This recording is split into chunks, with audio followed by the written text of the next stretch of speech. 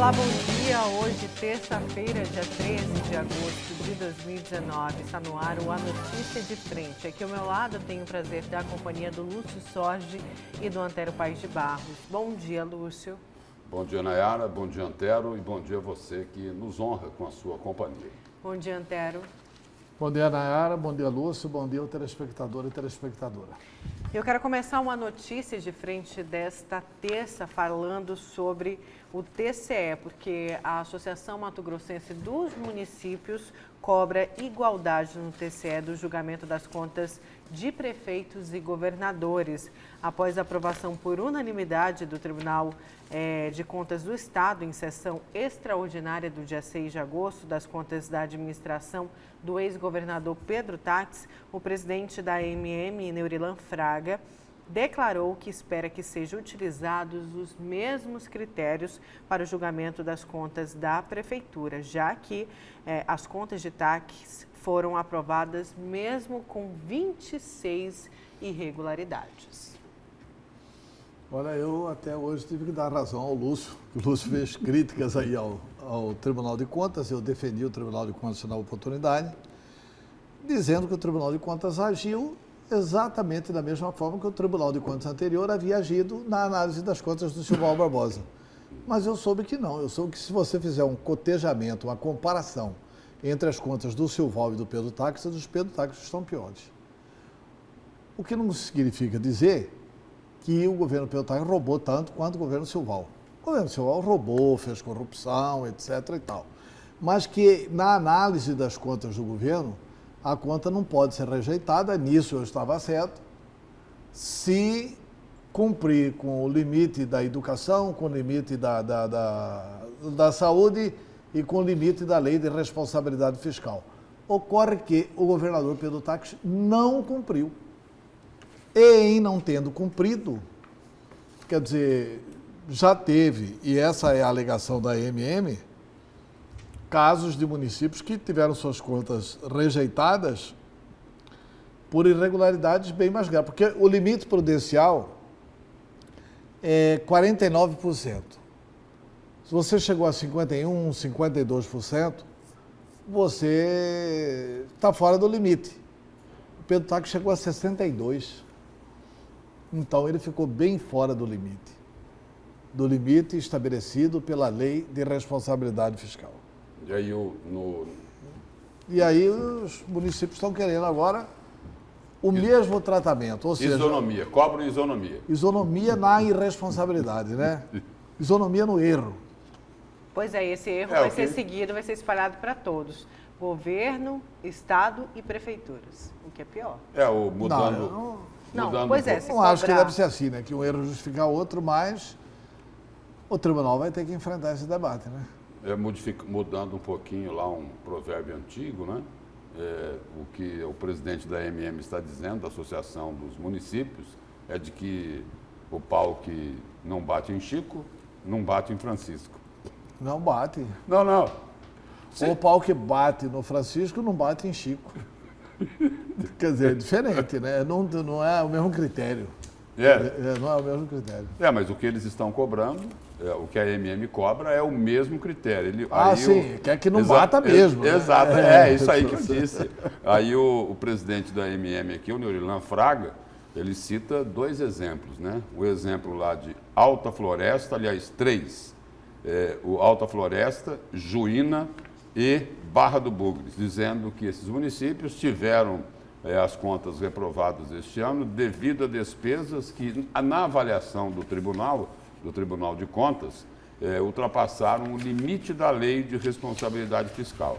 Aí, Neurilan Fraga diz o seguinte, abre aspas, não estou querendo dizer que o TCE deveria ter reprovado as contas do ex-governador e de outros governadores que tiveram irregularidades, mas o que esperamos é que o tratamento aos municípios seja o mesmo utilizado nas contas do Estado. E aí o seguinte, aí tem um problema para ser resolvido agora, pelo Tribunal de Contas, que fechou os olhos para o estouro do limite da lei de responsabilidade fiscal no governo Pedro Táxi, e agora?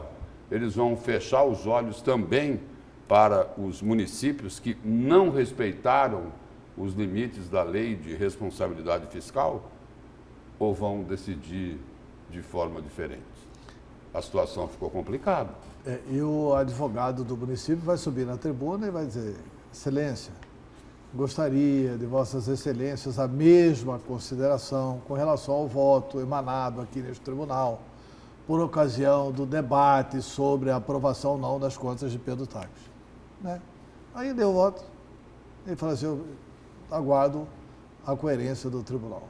Que perdoe o município também. Pois é, essa... Né? É isso que o Neurilan está pedindo. Essa manifestação aqui do presidente da Associação dos Municípios, na realidade, é o segundo revés que o Tribunal de Contas sofre por conta, eu digo assim, publicamente, né, que o Tribunal de Contas sofre por conta da aprovação aí das contas do governador Pedro Taques. Primeiro, teve que encarar uma ironia do governador Mauro Mendes, porque o tribunal falou que iria enviar uma série de recomendações ao governo atual. E aí, na votação lá, na análise deles, eles aprovaram as contas por causa da crise. Aí Mauro Mendes falou: olha, faz o seguinte, não manda agora as recomendações, espera um pouco, espera acabar a crise. Quer dizer, então ficou aí uma situação delicada para o Tribunal de Contas do Estado. Eu não sei se é possível, mas talvez o melhor caminho fosse eles reverem essa posição, não é? Vai votar, né? Eu também não sei se é possível. Não conheço esse caso. Eu acho que nunca teve, na verdade, uma reanálise, Sempre né? tem uma reanálise a pedido do... Teriam que ser provocados, por exemplo? Tem que ser provocado. Tem que ter uma reanálise. Se o Pedro Taques tivesse perdido, ele poderia pedir a reanálise, né? Agora, como o Pedro Taques ganhou, será que o Ministério Público de Contas pode pedir a reanálise? Ou, numa outra hipótese, esses municípios aqui pedirem uma reanálise em função do caso do ex-governador Pedro Taques. Ah, sim, esses municípios podem pedir. É isso? Esses municípios podem pedir. Aí poderia abrir uma possibilidade para que o tribunal revisse a posição que ele tomou, né? Exatamente. Você notou o mal que o governador Pedro Taques fez ao Mato Grosso, né? Eu queria começar com os destaques, sabendo os destaques de vocês para hoje. Lúcio, qual que é seu destaque? O meu destaque é o seguinte, lá na Assembleia tem deputado aliado do governo dizendo o seguinte, que olha, aquilo que o Estado vai arrecadar depois de aprovado aí o projeto de revisão dos incentivos fiscais poderia ser utilizado para pagar a RGA. Aí lá do outro lado está o secretário de Fazenda, Rogério Galo, dizendo o seguinte, olha, o que estão prevendo aí sobre incremento de arrecadação em função dessa revisão dos incentivos fiscais, não é tudo isso não, não chega, não vai ser de R$1 bilhão, coisa nenhuma. Diz que não vai chegar nem a 700 milhões. Essa previsão aí que poderia chegar a R$1 bilhão foi feita, inclusive, lá pela Assembleia Legislativa. Nada oficial, mas é uma estimativa de que pode chegar a R$1 bilhão.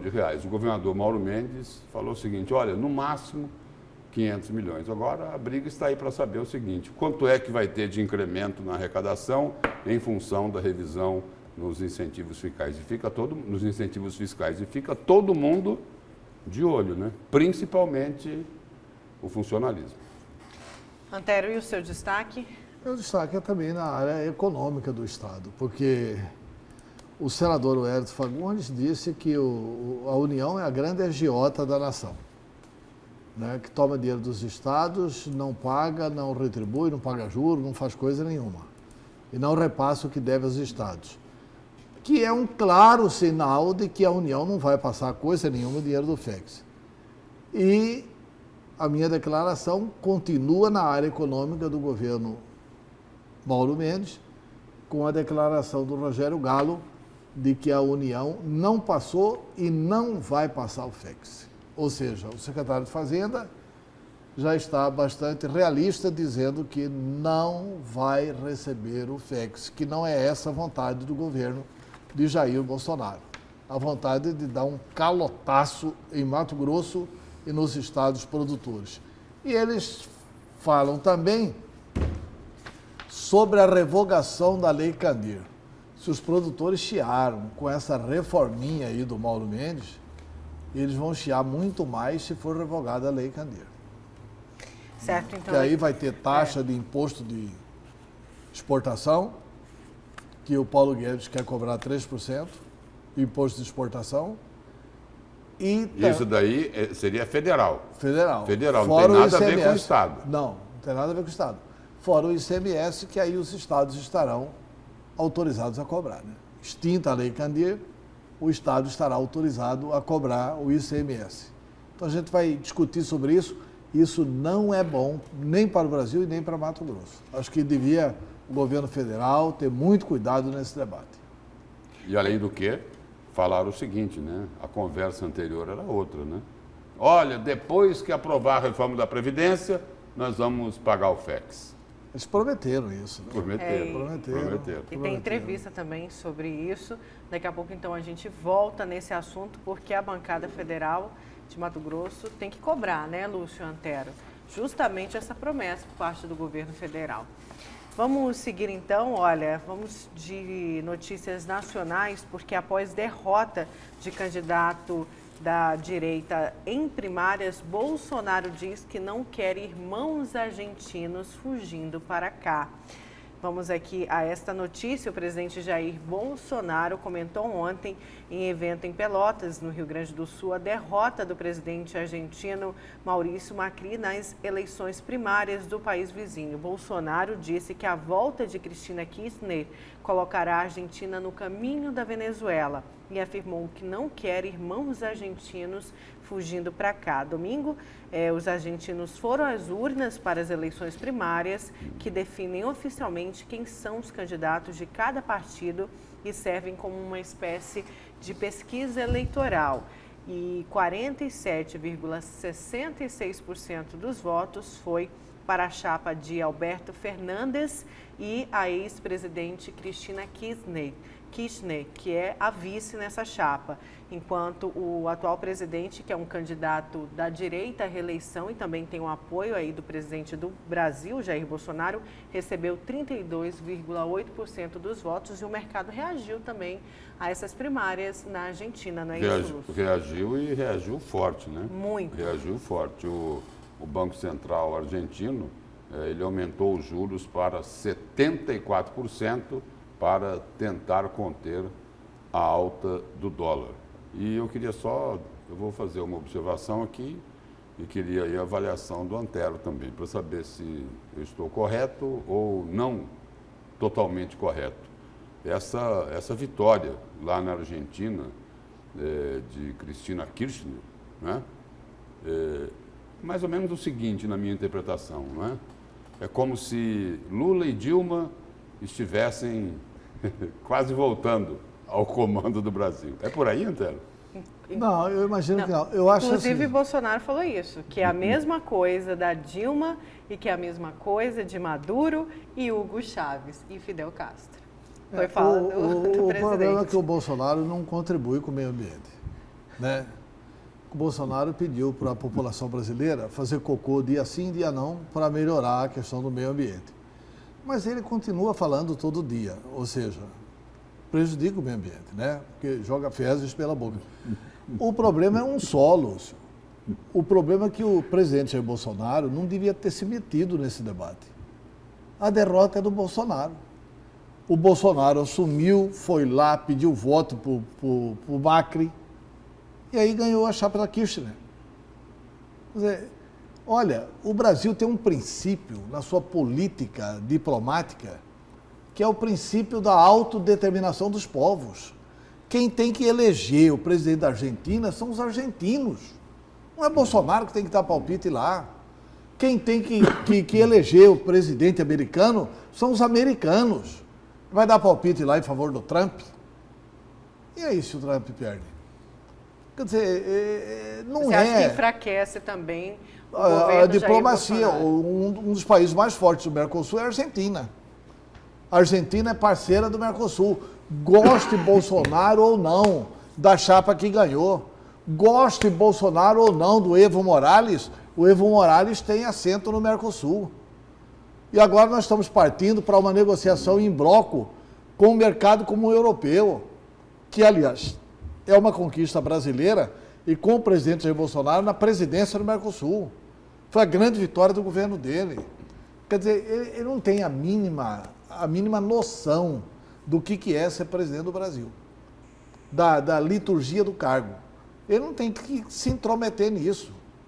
Eu acho que esse é um problema para os argentinos resolverem. Ah, mas a eleição dela foi uma tragédia. Tudo bem, Bolsonaro não tem nada a ver com isso. Nem ele, nem nós. Entendeu? Nem ele, nem nós. Isso aí é um problema a ser resolvido pelo povo argentino. O povo argentino, como aqui. Aqui quem resolveu tirar o PT foi o povo brasileiro. Lá quem tem que resolver tirar essa turma aí é o povo argentino. Não é o povo brasileiro ensinando como é que se faz lá. E o que o povo, essa noção nunca dá certo. E o que o povo argentino disse nas prévias desse último domingo foi o seguinte, que ele está insatisfeito, né, com o fracasso econômico do governo Macri. É isso. É isso. Na realidade aí, não foi a chapa de Cristina Kirchner que venceu as prévias. Foi Macri que perdeu, em função da situação econômica preocupante da Argentina. E o seguinte, aí o presidente Jair Bolsonaro fez até uma previsão, né? Se a esquerda vencer na Argentina, o Rio Grande do Sul vai virar Roraima. Pois é, Lúcio. Traçando uma comparação com a questão da Venezuela. E ainda durante... Isso não é verdade. Bolsonaro venceu aqui, não tem ninguém indo embora. Isso não é verdade. O que ele quis dizer é o seguinte, que se que a esquerda vencer lá, os fala argentinos da vão esquerda. invadir aqui. A partir da semana que vem, não temos mais radares móveis no Brasil, disse o presidente, que não explicou como vai fazer isso. Ele vai proibir, simplesmente isso. Mas aí vai ser a fiscalização só do que tiver fixo? Fiscalização é só da consciência de cada cidadão. É que a gente vê que não tem muito, né? Porque blitz atrás de blitz. Mas é o governo Bolsonaro. Ele retirou como grande obra do governo dele a cadeirinha de bebê. Foi um negócio assim espetacular, muito interessante. É um assunto profundo para ser tratado por um presidente da República. Ele tirou a cadeirinha do bebê. Ele desligou todos os radares das estradas brasileiras. Mandou desligar, simplesmente assim. Você vai hoje para Rondonópolis, antigamente tinha aqui na Serra de São Vicente 50, 60, 80 e tal, não tem mais radar nenhum. E está duplicada a estrada, pode tocar o pau, não tem problema nenhum, ninguém vai te fiscalizar. Agora ele está proibindo os radares móveis, porque a Polícia Federal podia, né, a Polícia Rodoviária Federal podia com o radar móvel para ver os que estão com excesso de velocidade. Mandou proibir isso também. Né? Enfim, está brigando com o governador de Brasília, porque ele quer proibir no Distrito Federal. Porque lá no Distrito Federal, quem paga as despesas da segurança pública, da educação, é o governo federal. Então, por isso, ele quer proibir os radares lá no Distrito Federal, mas está chocando com o Ibanez, que é um advogado e é o governador do Distrito Federal. E o Ibanez não quer permitir, mas o Bolsonaro está achando que ele pode sim mandar desligar também os radares lá em Brasília, né? Olha, se derem corda, ele faz uma medida provisória e proíbe os radares aqui em Cuiabá, em Várzea Grande, em todo quanto é lugar. Eu não sei se isso é bom ou é ruim, entendeu? Aliás, o seguinte, eu acho que é uma medida mais fácil do presidente, ele podia mandar na fábrica, né? Proibir fabricar carro que ande mais de 100 km por hora, né? Porque é uma boa medida. O limite da estrada é 100. Então, proíbe entregar na fábrica, né? Aí a gente volta a 1.500 antigamente, perto lá do descobrimento do Brasil, e agradece aí essa modernidade toda do governo Bolsonaro. Olha, eu quero falar agora que a Haddad cumpre a agenda em Quilombo, dá aula na UFMT e exige libertação de Lula. O petista Fernando Haddad, derrotado em segundo turno na disputa pela presidência da República nas eleições do ano passado, deve cumprir roteiro por Mato Grosso no próximo dia 22 de agosto. A agenda da caravana Lula Livre com Haddad incluirá a visita ao Quilombo da Mata Cavalo, em Nossa Senhora do Livramento, o ato político em Cuiabá com aula pública na UFMT. A passagem da caravana Lula Livre com Haddad está sendo promovida pelo Diretório Estadual do PT com o apoio de 3 parlamentares do partido em Mato Grosso, que são a deputada federal Rosa Neide e os deputados estaduais Valdir Barranco e Lúdio Cabral. Peraí, o Haddad vai dar aula na UFMT. Isso, ele vem dia 22, vai cumprir uma agenda da caravana Lula Livre com Haddad. É uma caravana, Lula Livre, não é piada, é verdade. Não, é sei, Lula Livre eu com sei. Haddad, que vai incluir visita ao Quilombo da Mata do Cavalo, que fica em Nossa Senhora do Livramento, além da aula pública na UFMT. Para falar sobre o Lula livre. Bom, deve ser uma aula, né? Ele que é professor. Uma aula magna. Pode É, ser. Do Haddad É. na Universidade não- Federal. Olha, Mas aí eles ficam contra quando o Bolsonaro quer discutir a não partidarização das universidades. Isso é partidarização da Universidade Federal de Mato Grosso. Não dá para aceitar um negócio desse. Do Haddad vir aqui e dar palestra na Universidade Federal de Mato Grosso e ao mesmo tempo em que se sabe que, juntamente com o diretório do PT, ele está organizando em Mato Grosso a campanha Lula Livre com Haddad. Com Haddad, é uma caravana. Pelo amor de Deus, né? Pelo amor de Deus. Né? Eu acho que é preciso ter um paradeiro nisso. Aí ele fala o seguinte... A universidade deveria ter um senso crítico. Deveria ficar com vergonha de patrocinar um evento desse. Olha, ele fala o seguinte, o objetivo da caravana é reforçar a denúncia da prisão injusta do ex-presidente Lula com as revelações do The Intercept Brasil sobre a Lava Jato. Estamos exigindo que Lula seja inocentado e colocado em liberdade e os processos anulados, explica o petista. Eles são espetacularmente cara de pau, né? As denúncias do Intercept não provam absolutamente nada da honestidade, da decência, da correção do Lula à presidência da República. Eu não vi ninguém desmentir absolutamente nada. Eu vi assim, mas o Deltan Dallagnol falou que o movimento vem para a rua. Olha, vocês precisam realmente ajudar, mobilizar. Qual que é o crime disso? De falar para o movimento vem para a rua, muda Brasil, etc e tal, vocês precisam ajudar a mobilizar. Como, por exemplo, eu acho que neste momento os movimentos precisam se mobilizar. Precisam voltar para a rua até para contrapor essa anarquia aí. Eu não vi ninguém da Petrobras, porque as pessoas devolveram o dinheiro da Petrobras. A Petrobras recebeu dinheiro, recebeu dinheiro devolvido. As pessoas confessaram. Pessoas que eram dirigentes do PT, como aquele Renato Duque, que foi nomeado pelo PT. Pessoas que foram ministros da Fazenda do Lula, já fizeram delação. Então, não dá, gente, para querer aceitar como normal a Universidade Federal de Mato Grosso patrocinar uma aula magna, Fernando Haddad, com a campanha Lula Livre. Não dá. Pelo amor de Deus, não dá para aceitar isso. Aí a partidarização total da Universidade Federal de Mato Grosso. Daqui a pouco eles só vão dar nota para quem comungar dos mesmos interesses. Não é possível que seja assim, né? E aí essa tentativa aí de anular condenação, né? Exigir Lula livre, a definição aí é a melhor de todas, eu continuo com ela, é do ministro do Supremo Tribunal Federal, Luiz Roberto Barroso. A pergunta dele, e aí? Roubaram?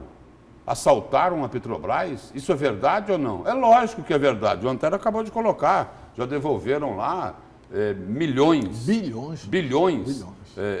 daquilo que foi roubado, desse assalto promovido aí pelo PT, MDB, PP, né? Vários partidos aí, durante a gestão do ex-presidente Lula.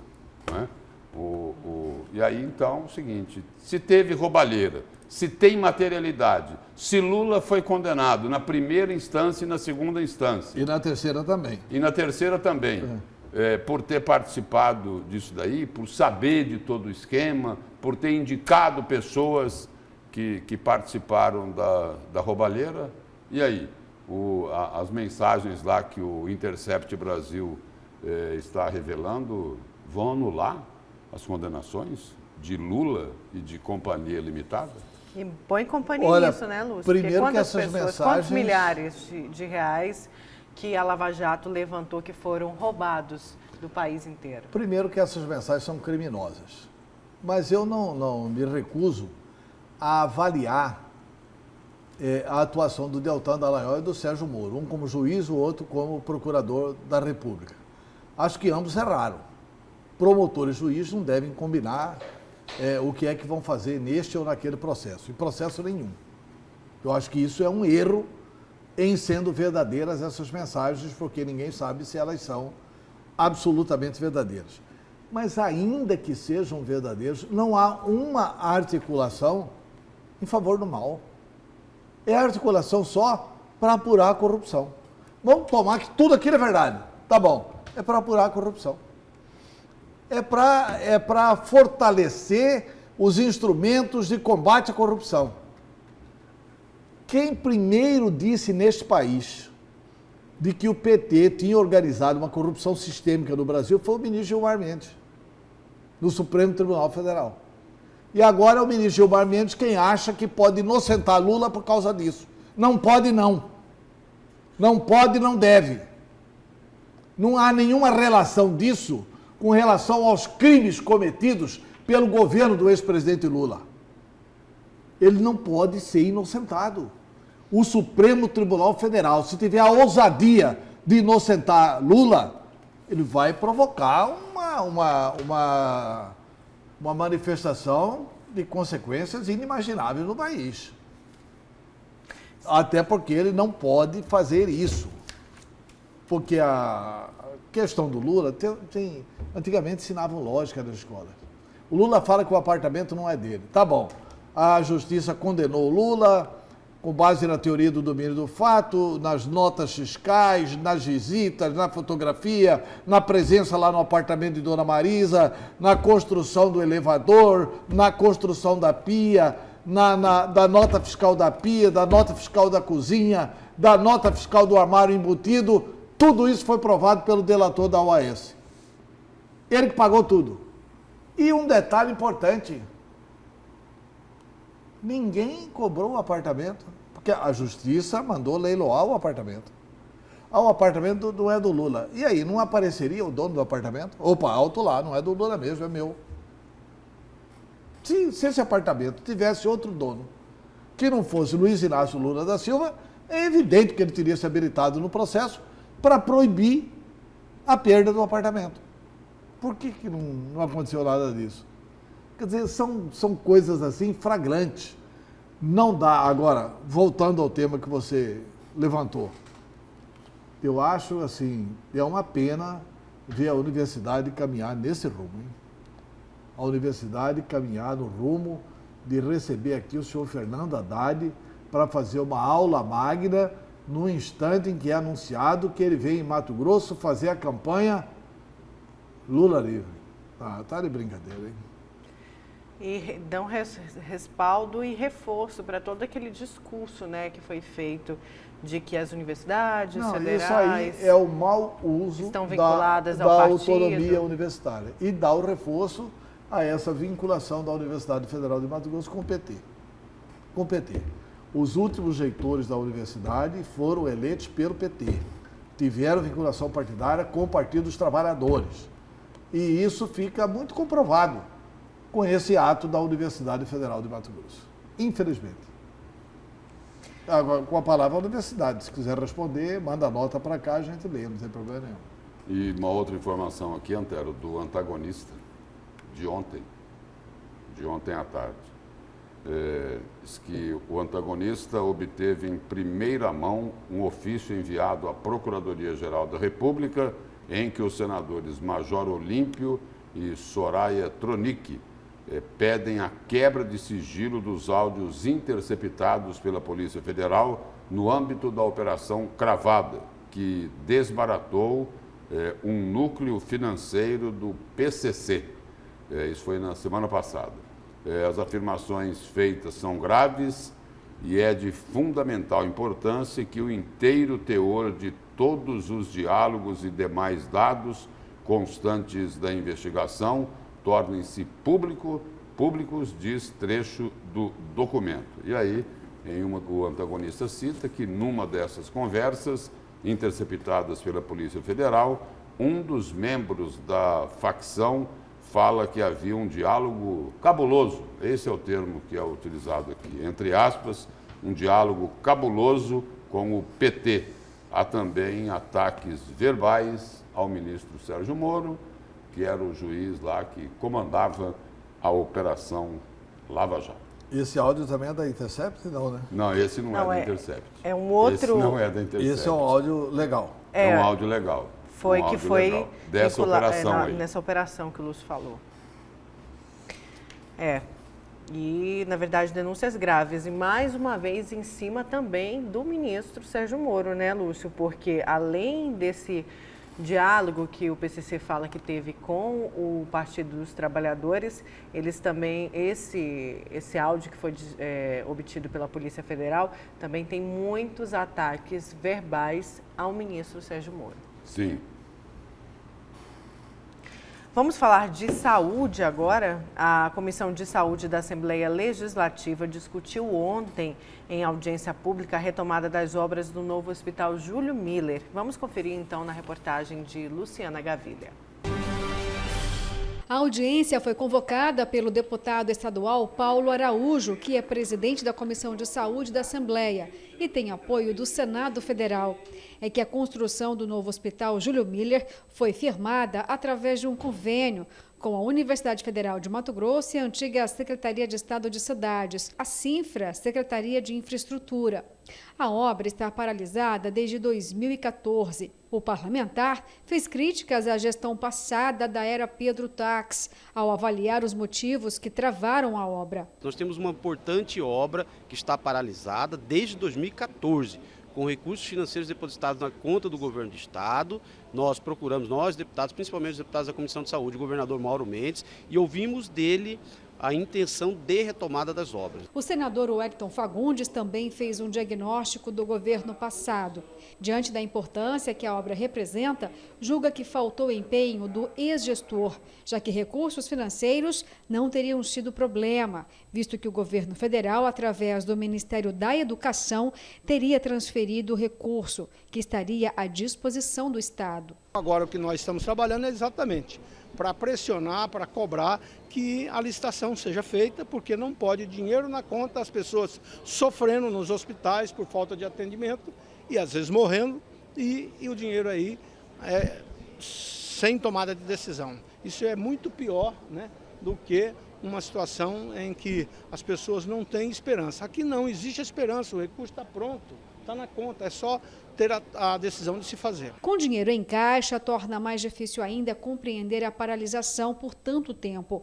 Gerou até indícios de que a obra estava mal estruturada, diante da característica do terreno e o sistema construtivo não adequado. Ela passa agora por uma revisão da CINFRA, não uma revisão muito detalhada, porque ela é muito grande, para que a gente comece a trabalhar o termo de referência e possa lançar o edital. Agora, os parlamentares avaliam que tanto a UFMT e o governo do estado estariam comprometidos em retomar as obras. No momento, o que falta é readequar o projeto físico e lançar um novo edital de licitação. O modelo escolhido será o regime diferenciado de contratação. Hoje nós temos essa planilha dada pela UFMT com os preços unitários, para que a gente tenha uma base concreta de que nós não estamos trabalhando nem com jogo de planilha e nem com preços superfaturados ou subfaturados, para depois nós lançarmos o edital do RDCI, para então termos o projeto executivo com o valor global do procedimento licitatório. Ainda não existe prazo para a retomada da obra. O que é preciso finalizar são os trâmites burocráticos, tanto a revisão do projeto quanto o edital. Ambos serão ainda encaminhados para os órgãos de controle, como o Ministério Público, o Tribunal de Contas do Estado e também o Tribunal de Contas da União e a Controladoria. Após findar esses encaminhamentos, aí sim pode ser dado o início da obra do novo Hospital Júlio Miller. O prazo de conclusão, 36 meses. Diante de mudanças no projeto, a estimativa é de que a obra tem um custo total de R$ 240 milhões. 50% desta soma seria de responsabilidade do Ministério da Educação, ou seja, um recurso federal, e a outra metade do governo do estado. A universidade está caminhando um orçamento para uma licitação que será no modelo RDCI, onde a empresa que ganhar essa licitação não apenas vai executar a obra, mas também vai reelaborar, readequar todos os projetos necessários para a construção do hospital. A nova unidade hospitalar é considerada de vital importância para a saúde pública de Mato Grosso. Finalizado, o hospital vai acrescentar 250 leitos, 23 unidades de terapia intensiva adulto, 16 pediátricas e 20 neonatal. 26 leitos de pré-atendimento, farmácia, laboratório, 6 salas cirúrgicas, clínicas em diversas especialidades. As metas do novo hospital prevêem a realização anual de 13 mil internações, 200 mil consultas, 30 mil cirurgias. Matricular ainda 2 mil alunos de doutorado, além de se tornar um hospital de alta complexidade, que inclui serviços de neurocirurgia, cirurgia crânio-maxilofacial, cirurgia cardíaca e ortopédica. E ter esse hospital é uma obra da Copa do Mundo de 2014 que pode ser concluída para daqui 3 anos, seria essa a previsão do governo? Se conseguir concluir em 3 anos está ótimo, né? Nós perdemos 4 anos de Pedro Táxi, né? Ou seja, a incompetência é tão grave ou mais grave que a corrupção. Né? E nós acompanhamos aqui na reportagem a relação ali, né, da estrutura, dos serviços que esse novo hospital universitário Júlio Miller pode prestar a Cuiabá, a Várzea Grande, a Mato Grosso, de uma forma geral. Aí, um outro caso que o jornal A Gazeta trouxe na edição de segunda-feira, estampado lá na manchete principal, falando sobre as cirurgias que deixaram de ser realizadas lá no Hospital do Câncer. E isso daí é o seguinte, essas cirurgias deixaram de ser realizadas, é dentro lá de uma série, né, que o jornal A Gazeta começou a veicular, que é Dossiê da Saúde, não é isso? Isso. É o Dossiê da Saúde, né?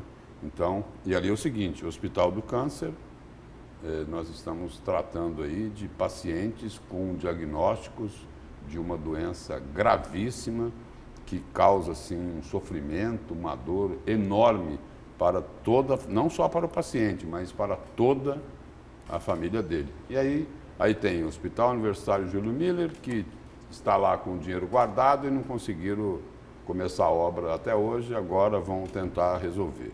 Aí tem lá o Hospital do Câncer, com esse problema todo de cirurgias que não foram realizadas. E hoje, como se a gente não tivesse problemas gravíssimos na área da saúde, daqui a pouquinho, às 8 horas da manhã, vai ter que parar. Por exemplo, vai parar o secretário estadual de saúde, Gilberto Figueiredo, aí o secretário municipal de saúde de Cuiabá, aí o secretário municipal de Várzea Grande, para discutir, sabe o quê? Para tentar, e precisa resolver mesmo. Só que é o seguinte, é um assunto comparado com a caótica saúde da capital, é um assunto relativamente pequeno. Eles vão se reunir para discutir como é que vão resolver aquele problema de retenção das ambulâncias. E tomara que resolva. Aquele problema não existe, aquele problema foi criado pelo prefeito que quer fazer propaganda de que não tem maca no corredor. Mas precisa ser resolvido porque o próprio secretário Gilberto Figueiredo falou isso no Jornal do Meio-Dia. Vai morrer gente. Já conversou com o secretário de saúde de Cuiabá há muito tempo. Isso já foi conversado, ou seja, não é um problema de agora, isso já vem acontecendo tem um tempo. Olha, não pode ter política na saúde. Não pode ter politicagem na saúde. Você não pode salvar o cara assim, olha, você vai votar em mim ou não? Não, então não salva. Ah, pelo amor de Deus, cara. Saúde é saúde. Saúde é pública, é para atender a todos. Você não pode ter partidarização na saúde. E você não pode ter essa molecagem de falar, não, olha, eu proíbo as ambulâncias de deixarem o doente aqui e com isso eu posso dizer e fazer uma campanha publicitária de que é política zero de maca no pronto-socorro. Não, é melhor ter a maca e as pessoas serem atendidas do que as pessoas ficarem sendo assadas lá dentro da ambulância. E as ambulâncias sendo requisitadas aqui fora e não podendo vir socorrer. Olha, é de uma inconsequência tão grande essa decisão que tem 15 dias essa masturbação aí, cara. E ninguém resolve o problema. Tem 15 dias para resolver um assunto pequenininho desse. Pequeno. Vai precisar de 3 secretários reunir para resolver isso? Ah, pelo amor de Deus, cara. Pelo amor de Deus. Chega de vaidade. Vamos respeitar a vida da população de Cuiabá.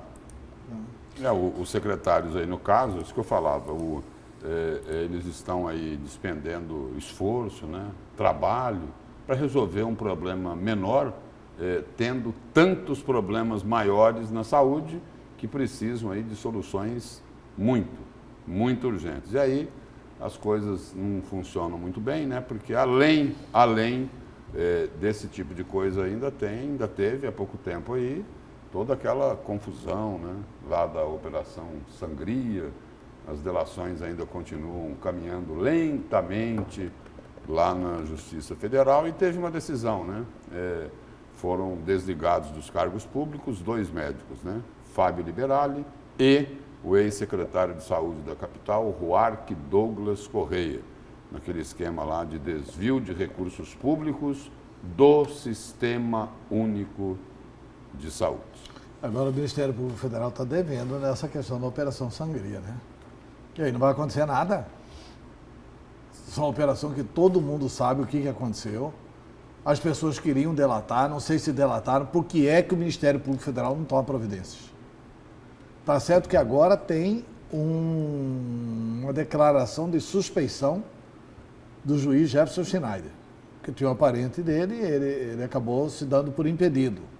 O processo já deve ter sido redistribuído, mas é preciso agir com mais celeridade nisso, né? E aí, e as informações que existem aí é que no momento que isso começar a andar de fato, tanto o Ministério Público como a Justiça Federal, eles não devem ter, assim, um trabalho muito grande. Em função da farta documentação que a investigação já reuniu. Dá para fazer busca e apreensão, assim, de uma hora para outra, pelas informações que estão sendo dadas. Busca e apreensão é pouco, né, Lúcio? O povo não está esperando outra solução que não seja prisões daqueles que foram responsáveis pela omissão de atendimento em Cuiabá, Várzea Grande e Mato Grosso. Né? Porque muitas pessoas morreram porque essas pessoas roubaram dinheiro da saúde. E as pessoas não estão conformadas com isso. E aí eles decidiam quem é que ia ser ou não atendido, não em função da gravidade do caso do paciente, mas olhando para saber o seguinte: quanto é que essas empresas iriam ganhar? E aí é o seguinte, licitações superfaturadas e pagamento de propina, e com muito agente público envolvido. E, pelo que se comenta, ainda não apareceu todo mundo. Mas além do crime de corrupção, tem sangue na mão dessas pessoas, não é isso? Sangue de tantas vidas que se foram por conta disso. A operação é sangria, né? Vamos então para o intervalo, nosso primeiro intervalo aqui do A Notícia de Frente. Na volta vamos falar de VLT, então não saia daí.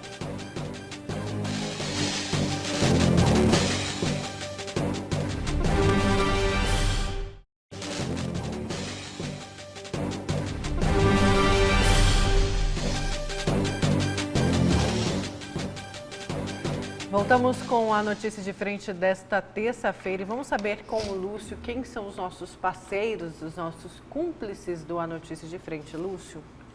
o Ivonildo do Carumbé, Admilson, Edivaldo de Rondonópolis, o Roque do bairro Alvorada, Ari Martins, também lá do Carumbé, Marcelo do CPA, Manuel Lima, Guga do Jardim Gramado, Jeane de Várzea Grande, Anderson Carvalho do Tijucal, Maria Lúcia do Jardim Glória 2, Sebastião do Jardim Brasil, Algemiro de Várzea Grande, Marina do Jardim Cerrado de Várzea Grande, Devair Valim, Adonis, Ronaldo Xavier, Zé Carlos do Renascer, Edmar Rogério do Jardim Universitário, Vicente da Lixeira, Rose de Várzea Grande, o Moraci do bairro Santa Amália, aqui de Cuiabá, o Jaime de Rondonópolis, o Wendel da Lixeira, José Carlos Magalhães do bairro Osmar Cabral e o Nozinho do bairro Boa Esperança, aqui da capital,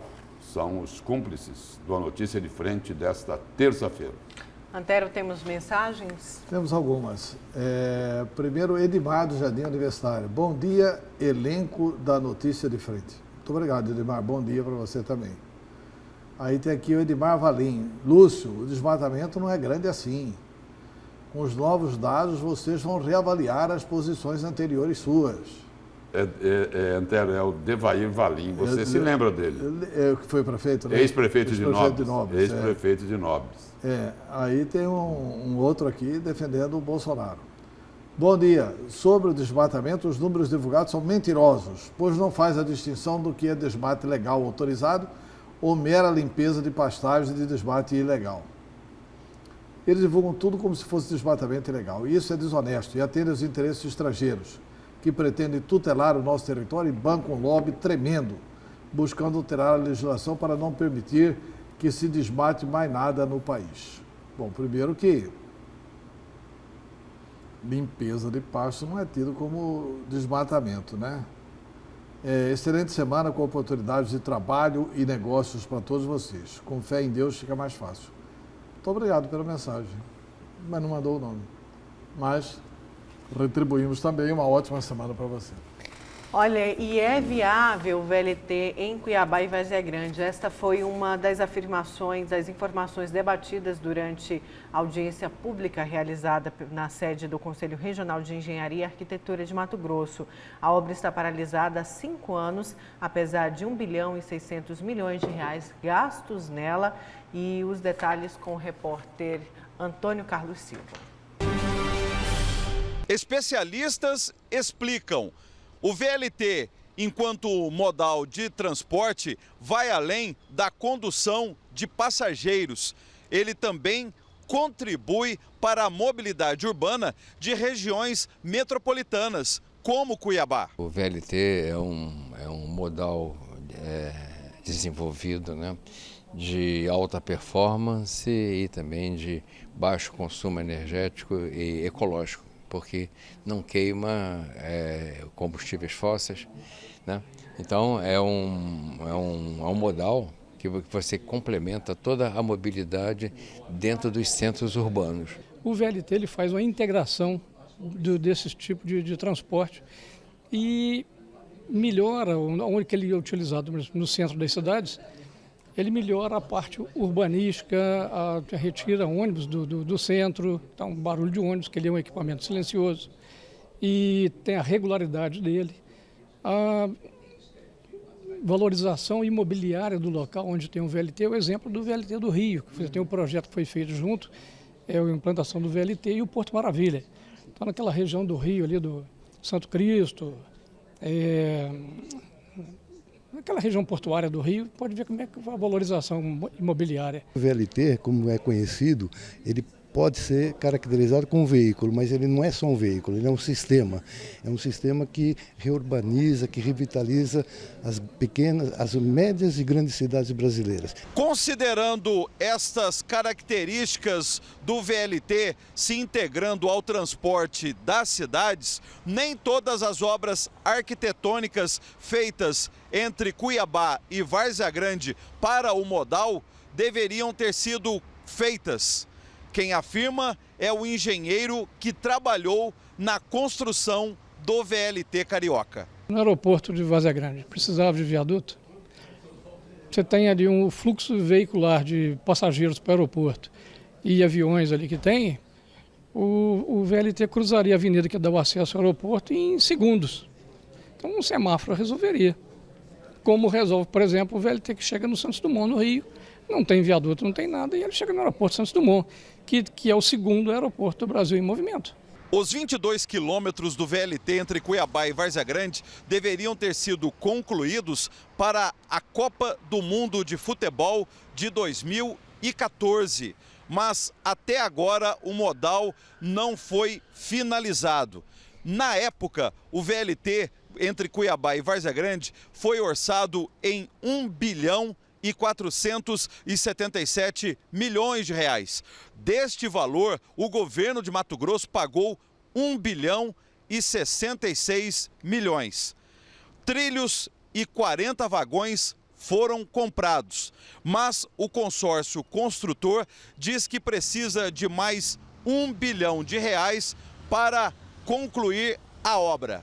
Nós temos hoje aqui todos os equipamentos disponíveis, os veículos, as subestações, 3,5 km de trilhos já ajustados e com energia possível. Quer dizer, dá para a gente poder fazer alguma coisa inicialmente num primeiro trecho até o Rio Cuiabá e depois, é claro, nos outros restantes quilômetros ser equacionado através de uma proposta que venha do Governo do Estado, da Secretaria de Mobilidade Urbana, do Governo Federal, do Ministério do Desenvolvimento Regional e da própria Caixa Econômica Federal, que é o ente financiador dessa obra. Desde 2015, o VLT entre Cuiabá e Várzea Grande é investigado pela Justiça. Em 2017, o consórcio construtor foi alvo da Operação Descarrilho da Polícia Federal.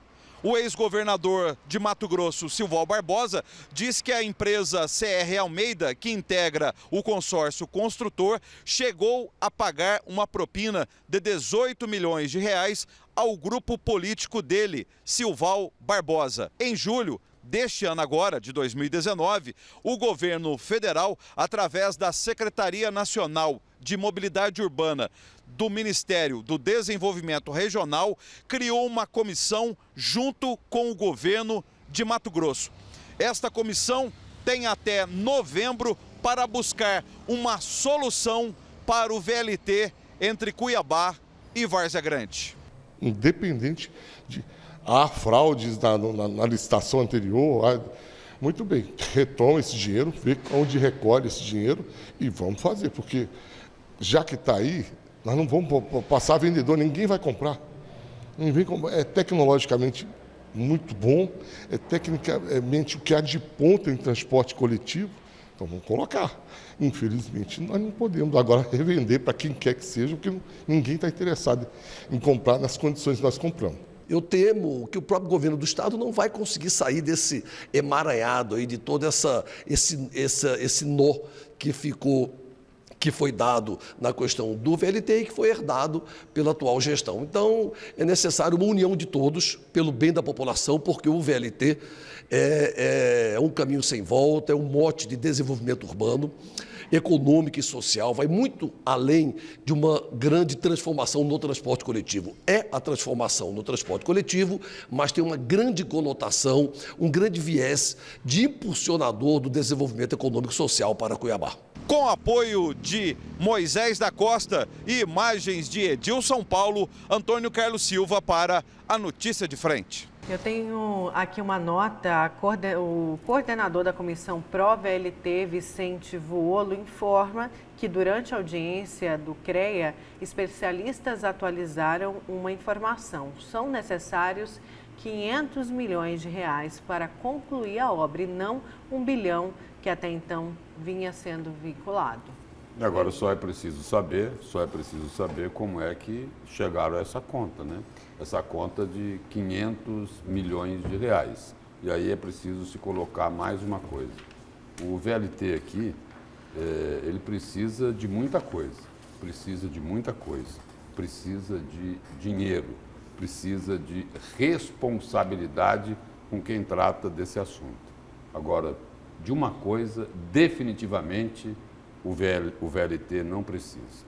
É que façam politicagem com essa questão. E já estão fazendo. Isso é totalmente dispensável.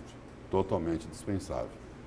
Por exemplo, tinha alguém ali para falar pelo governo de Mato Grosso, que é quem vai definir se o futuro do VLT, se vai ter VLT, se não vai ter VLT, se vai ser outro modal, se não vai ter. Não. Acho que teria que ser chamado, afinal de contas. Se é uma discussão aberta, acho que o ideal é que todos possam participar disso também. Até mesmo porque o governo precisa, nesse momento, dessas discussões, já que a decisão deve sair esse ano do que vai acontecer com o governo, com o VLT, né, Lúcio? Uma informação interessante aí é do engenheiro José Piccoli Neto, né, que é um dos responsáveis aí pela implantação do VLT lá no Rio de Janeiro. Ele falou o seguinte: olha, para que aquele viaduto lá no aeroporto, lá em Várzea Grande? Não tinha necessidade nenhuma daquele viaduto. Aí eu vou até acrescentar o seguinte aqui: precisava do Hot Wheels também?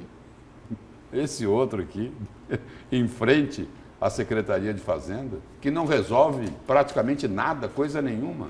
Ou seja, é que naquela época... Tem o da universidade também, não precisava.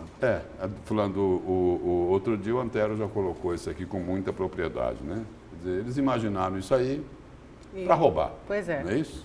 Porque se fosse o BRT... Você também já colocou em uma outra ocasião. Exato. O VLT não foi feito para andar, foi para roubar. Foi feito para roubar, não é isso? Vamos para o seu destaque, Lúcio? Vamos lá, achei que a Antero ia fazer... Você quer fazer uma consideração? Não, isso tem preferência. Bom, o meu destaque aí é sobre o que é que o governo de Mato Grosso pode arrecadar mais com esse projeto de incentivos fiscais. O secretário Rogério Galo diz o seguinte, que essa arrecadação aí, a partir de 2020, em função da revisão e dos incentivos e dessa mini-reforma, não chega a 700 milhões de reais. Foi feita uma previsão lá na Assembleia Legislativa de que essa arrecadação a mais a partir do ano que vem, em função da revisão dos incentivos, poderia chegar a 1 bilhão de reais. O secretário de Fazenda rebateu os números apresentados pelo presidente da Assembleia, mas elogiou aí o resultado final. E é bom a gente lembrar o seguinte, que teve aí uma diferençazinha, não é? Entre Rogério Galo, secretário de Fazenda, e o presidente da Assembleia Legislativa, Eduardo Botelho. O secretário de Fazenda está tentando, na realidade, minimizar um pouco essa questão, né? E aí ele diz o seguinte, olha, ainda nós não temos um número definitivo, estamos concluindo um levantamento, mas houve perda. Aí ele quer dizer que houve perda em função das mudanças que ocorreram no projeto original lá na Assembleia Legislativa. Aí ele exemplifica. Se tinha lá uma previsão de cobrar um ICMS de 7% sobre a carne e passou a ser 2%, obviamente isso representou uma perda na expectativa de arrecadação. Então, de fato, é bem menor do que a estimativa inicial. Aí ele coloca que não tem ainda uma precisão, mas que não dá para mencionar ainda quais são os valores, mas é bem menor do que 1 bilhão de reais. Ele diz o seguinte, que não chega a 700 milhões de reais. E aí parlamentares que são ligados ao governo já estão dizendo o seguinte, olha, esses novos recursos que vão entrar no Estado a partir de 2020, em função dessa revisão dos incentivos, precisam ser usados para pagar a revisão geral anual. Quem já se manifestou nesse sentido foi o deputado Paulo Araújo, do PP, que defendeu que o governador Mauro Mendes use os recursos oriundos da mini-reforma aprovada no mês passado para pagar os benefícios salariais dos servidores públicos. Aí as palavras de Paulo Araújo.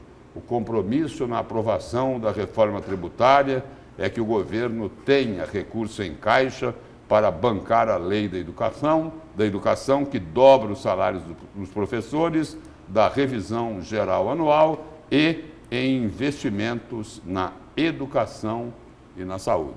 E o deputado Paulo Araújo completa. Além disso, a expectativa é que o incremento na receita possa equilibrar o passivo bilionário que existe no governo de Mato Grosso. Ou seja, por enquanto é o seguinte, a discussão aqui, a primeira discussão é, olha, vai ser de R$1 bilhão o incremento. Não chega a 700 milhões, diz o secretário de Fazenda. Aí o governador Mauro Mendes disse para a gente, dias atrás, lá no Jornal do Meio-Dia, que no máximo R$500 milhões. Mas, independente aí do que será esse número aí, no final das contas, já estão cobrando o seguinte, olha, não esqueçam do funcionalismo público estadual, os professores da RGA, que é a revisão geral anual. Isso tudo porque o dinheiro só começa a entrar no ano que vem. É interessante, né? Eu acho que essa equação no funcionalismo está resolvida na proposta do Mauro Mendes aos professores, né? E eu espero que sobre dinheiro. Eu acho que todos os que fizeram previsão estarão desmentidos no ano que vem, né? Os que preveram que ia ser 500 milhões vão estar desmentidos. Os que fizeram a previsão de 700 milhões, os que fizeram a previsão de 1 bilhão, os que fizeram a previsão de 1 bilhão e 200. Pode ser que todos eles sejam desmentidos. Tomara que sejam desmentidos por uma arrecadação maior. E tomara que o Estado tenha mais celeridade para cumprir aquilo que o Mauro Mendes quer cumprir. O Mauro Mendes quer cumprir 75% do RGA e 25%, assim mesmo, aplicando o montante do que sobrar no limite da Lei de Responsabilidade Fiscal.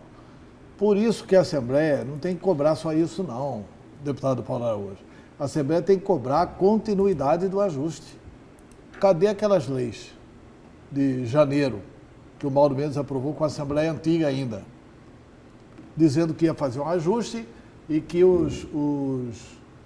algumas empresas teriam prazo de 6 meses para provar a viabilidade dessas empresas. Pergunta 1, eles provaram a viabilidade?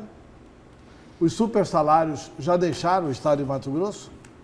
Os supersalários da MTI não existem mais? Os supersalários da Impaer já foram pelo programa de demissão voluntária? Essas empresas estão viabilizadas ou não, ou o governo terá que fechá-las? São interrogações que precisam ser respondidas pelo governo e já está fora do prazo do governo responder. Nós tivemos uma manifestação positiva do presidente do Tribunal de Contas do Estado. Não sei se você chegou a ler, o presidente Domingos Neto determinou numa manifestação interna a todos os conselheiros do Tribunal de Contas que cada um deles proponha imediatamente uma redução de 20% nas despesas do tribunal. Como que vai se fazer uma redução de 20% nas despesas do Tribunal de Contas? É isso que a gente espera também do Ministério Público. É isso que a gente espera também de todos, né? De todos, né? E que o Executivo continue com essa proposta de ajuste. Vamos para mais um intervalo. Na volta a gente continua com a notícia de frente. Não saia daí.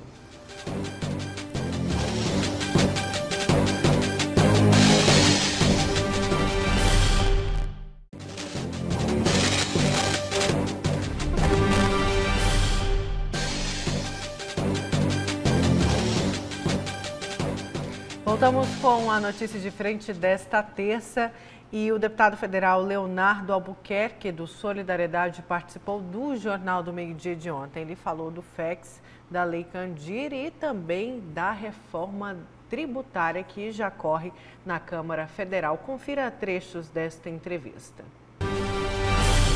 Deputado, essa questão aí do FEX, o ministro Paulo Guedes, ministro da Economia, falou, olha, depois que aprovar a Previdência, a gente vai pagar o FEX. No caso de Mato Grosso aqui, tem 2018 e 2019 algo em torno aí de 800 a 900 milhões de reais. Mas parece que não querem pagar mais.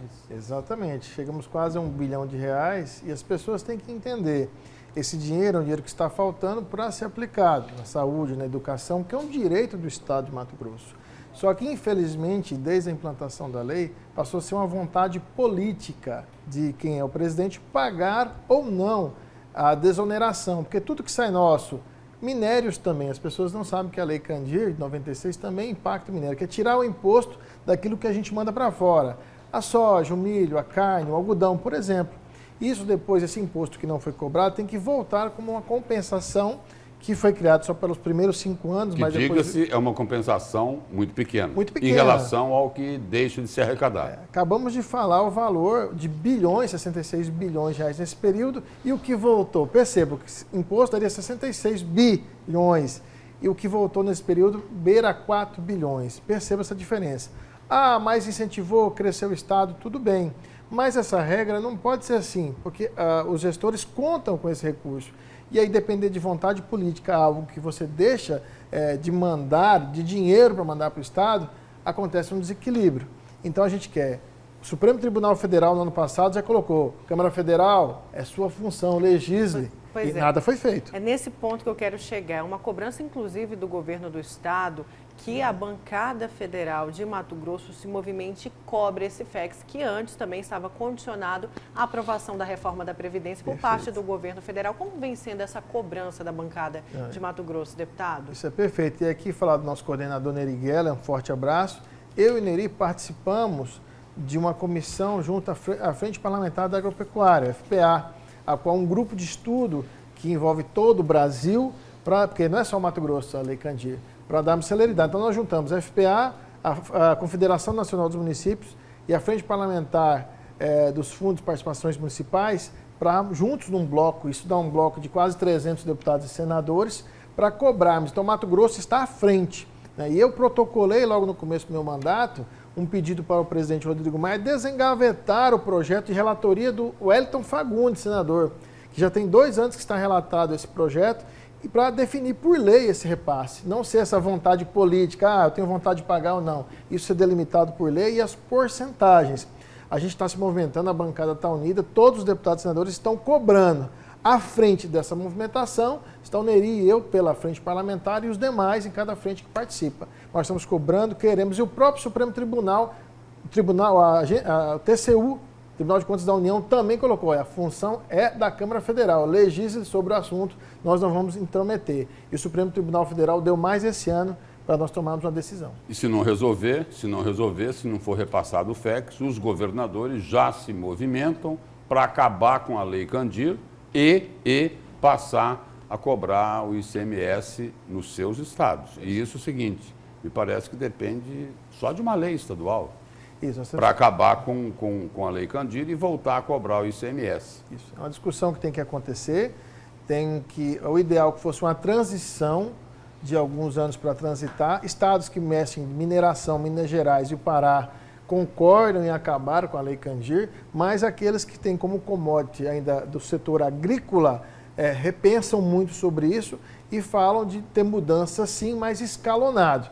De uma hora para outra não seria possível reequilibrar as contas em um só momento. Então, é uma discussão ampla, nós estamos lá, existe uma proposta dos governadores dos estados, porque não é só o Mato Grosso, repito, são 20 ou 22 estados a qual interessa diretamente, só que o Mato Grosso é o que mais exporta no seu commodity, ou seja, nós participamos do Produto Interno Bruto do Brasil da riqueza, mas na hora de ser retribuído, um retorno disso... 30% da produção de grãos no Brasil é de Mato Grosso. É de Mato Grosso. Então, ou seja, 25% do PIB de todo o Brasil, Mato Grosso no agronegócio e também na indústria também gera 25,4%.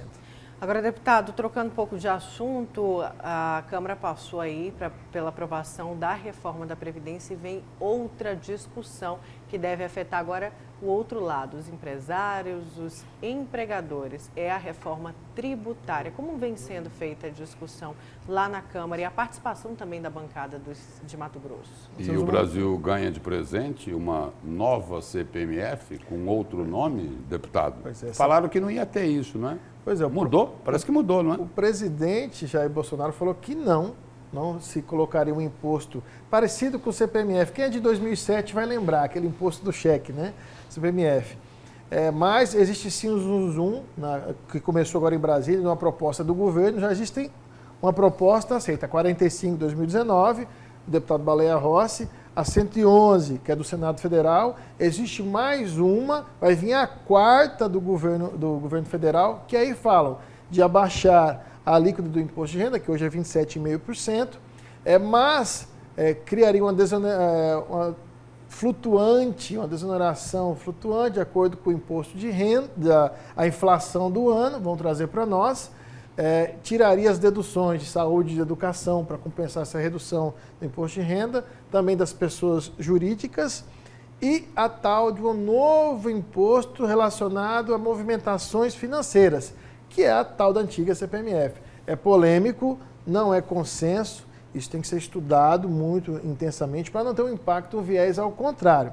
Existe a criação do IVA, Imposto Único, que substituiria alguns outros impostos. E também se essa legislação afetaria direto os estados e municípios, ou seria federal e deixaria para eles aderirem ao imposto único. Então é muita discussão, estamos aguardando essa proposta do governo federal, mas vamos ter responsabilidade, porque esta reforma tributária é que pode sim gerar emprego e renda e crescer esse país. A previdenciária dura, foi um sinal, mas aqui realmente pode alavancar o país agora a reforma tributária, e o Congresso precisa estar à frente dessa agenda positiva econômica para o país. Certo, e ele falando também do FEX e da reforma tributária, Antério Lúcio, que já corre aí na Câmara Federal. E ele falava justamente disso que a gente falou no início, que a bancada federal precisa cobrar o FEX como prometido, condicionado à aprovação da reforma da Previdência. A bancada federal precisa, na verdade, aprovar a lei, né? Para aprovar a lei que obriga o repasse anual do FEX, estabelecendo proporcionalidade. Foi o que disse o deputado, né? Para repassar a cada estado. E já tem um projeto que está dependendo só da Câmara dos Deputados, porque o projeto já está aprovado no Senado da República. O senador Wellington Fagundes já caminhou bem com esse projeto, aprovou o projeto no Senado. Aprova no Senado na Câmara dos Deputados e manda para o presidente Bolsonaro. Eu acho que essa devia ser a tarefa gigantesca do Mauro Mendes. Pedir para o Rodrigo Maia colocar em pauta isso. Coloca em pauta isso, vota antes de votar a reforma da Previdência no Senado. Aí o presidente Bolsonaro sanciona, porque se não sancionar, a bancada de Mato Grosso põe o pé na porta da reforma da Previdência. E esse que está lá na Câmara, Antero, esse que está lá na Câmara, na entrevista do deputado Leonardo Albuquerque, ele informou que ele já solicitou ao presidente da Câmara, Rodrigo Maia, que coloque esse projeto, que é também de Wellington Fagundes, que é o do lá da Câmara. Sim, mas é do Wellington, senador. Que depois de aprovado no Senado, vai para a Câmara. Quando o processo inicia no Senado, a Câmara faz a revisão. Se a Câmara não mudar nada, aprovar, vai para o presidente sancionar. Tinha que fazer isso mais ou menos rápido, porque aí o presidente tem que sancionar antes do Senado votar a reforma da Previdência. Claro, todo mundo quer que vote a reforma da Previdência. Ninguém está fazendo negociata em cima de reforma de Previdência. Mas também todo mundo quer que os estados produtores não sejam passados para trás. E nessa toada, é isso que eu fico abismado e sobressaltado com a falta de política do nosso setor produtivo. O nosso setor produtivo se movimentou aqui na Assembleia por causa de uma coisa piquititinha. Isso aí é enorme demais. Isso aí é grande demais. Isso aí é a possibilidade de voltar a cobrar 17% de ICMS sobre os produtos de exportação. Isso é de uma grandiosidade assim extraordinária. O setor produtivo não pode assistir isso. Isso é ruim para Mato Grosso. Eu não defendo a volta da cobrança. Eu defendo a permanência da Lei Candir, desde que tenha compensação. Mas agora, uma compensação por parte do governo federal que seja decente. E que pague, né? Que seja obrigado a pagar. Essa do senador, não seja um favor. Né? Essa do senador Wellington já é uma compensação que favorece muito o governo federal. Porque Mato Grosso tinha direito a 6 bilhões por ano de ressarcimento. Se você for fazer o cálculo de tudo que o Estado deixa de arrecadar em função do que é exportado. É mais de 6 bilhões por ano. Mato Grosso recebia, tem 2 anos que a União não paga, 500 milhões. No projeto de Wellington, se for aprovado, ele vai, eu já estou falando do meu destaque, certo. Tá? Isso vai contemplar 1 bilhão e 100, 1 bilhão e 200 por ano. 20% daquilo que o Estado perde. 20% daquilo que o Estado perde. Mas eu prefiro esse acordo do que cobrar das commodities. Né? Se tiver que cobrar das commodities, se não restar outra alternativa ao Estado, é preciso ficar claro que os Estados vão cobrar por intransigência da União. Então, qual que é a mobilização que eu proponho? Que o setor produtivo se organize, do mesmo jeito que eles fizeram aqui na Assembleia Legislativa, que se organize e vão lá para a Câmara dos Deputados e para o Senado. Vão apoiar o governador Mauro Mendes nessa negociação. Vão apoiar os deputados federais nossos. O Nery Geller está muito bem intencionado. O Nery Geller é do setor rural. Ele conhece isso como ninguém, foi ministro da Agricultura. E o setor produtivo pode até avançar um pouco mais, né, Antero? Porque esse é um assunto que não interessa só a Mato Grosso. Não interessa a Mato Grosso do Sul, Goiás, interessa Pará, Goiás, Paraná, Pará, São Paulo, São menores Paulo, caras, mas interessa. Bahia. Né? Entendeu? Então, assim, eu creio que essa é a grande saída política e a grande solução para o Estado de Mato Grosso. O secretário de Fazenda já jogou a toalha, porque ele não é político, né? É um tecnocrata que está aí na Secretaria de Fazenda. Sobre o FEX, ele diz o seguinte: calote da União não veio e não vem sobre o repasse do FEX a Mato Grosso. Eu acho que isso depende da bancada. Se a bancada bater duro, vem. Se a bancada colocar as condições corretas, vem. Inclusive, há argumentos para convencer o governo do Jair Bolsonaro. Se isso aqui se modificar, vai ser ruim, inclusive, para o governo federal. Vai diminuir o nosso superávit na balança de pagamentos. Então, isso aqui é fácil convencer o Paulo Guedes, que entende economia, mas precisaria que todos nos juntássemos. E aí, numa frente de governadores e numa frente do agronegócio. Numa frente nacional do agronegócio. Essa é uma mobilização ampla para a gente conseguir isso. E tinha que arrancar isso nos próximos 30 dias. E os governadores, é possível, né? Os governadores que já defenderam o fim da Lei Candir foi pela falta de compensação do governo federal em relação à exportação. É só por causa disso. Só por causa disso. Os governadores estão defendendo o fim da Lei Candir e o direito dos estados voltarem... Porque, assim, extinta a Lei Candir, está reposto o direito.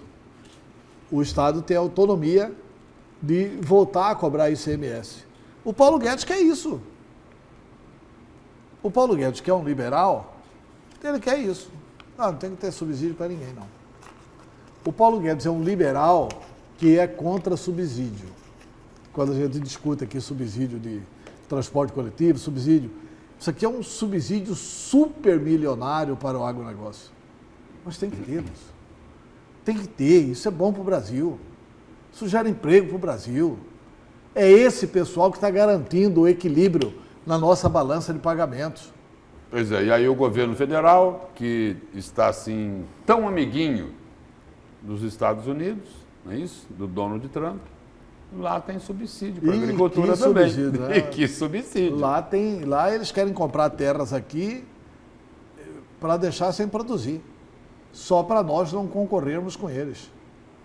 Eles são tão fortes que um dos objetivos deles na concorrência internacional é comprarem terras aqui para não plantarem. Eles querem comprar as terras para não plantarem, só para que os produtos dele fiquem mais competitivos em nível internacional. Quer subsídio menor que isso? Né? Só 2 isso. É isso. Né?